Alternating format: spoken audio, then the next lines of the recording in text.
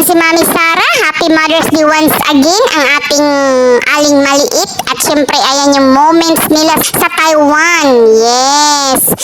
Ang cute. Syempre, yung mga memories, sinisivya ni Mami Sara like this. O, diba? O, tingnan mo. Ay! Gigil na gigil ang mami. At syempre, may liter si Mami Sara kay Lumi. Syempre, iba naman talaga pag ina ka. Marami kang sacrifice para sa anak mo. Kaya, kahit simple lang na message for Lumi, ma-appreciate naman ni Lumi yun. Kasi syempre, alam naman natin na busy yung Mami Sara natin. Kaya, ganyan lang yung regalo ni Mami Sara. Hindi lang ganyan ha. Mahal din yung flower na yan ha.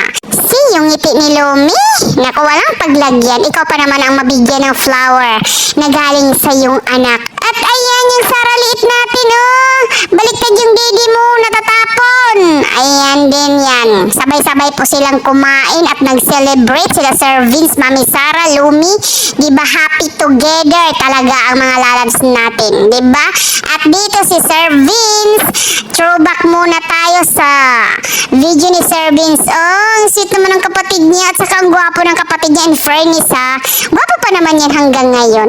Ang liit-liit pa ni Sir Vince dito, no? Talaga naman, siguro mga 2022, hindi to 2024, parang ganon. Diba?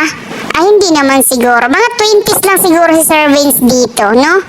Kasi tuwang-tuwa siya at naiiyak. O, tingnan mo, naiiyak sa binigyan ni Mami Tis ng relo. Kaya siya naiiyak sa regalo ng mami niya.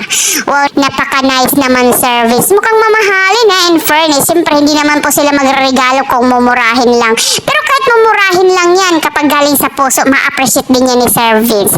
Ganun siya ka, alam mo yun, napakaswerte naman nilang anak, no? May nanay silang ganyan. Happy Mother's din sa'yo, Mami Tis or Mama La.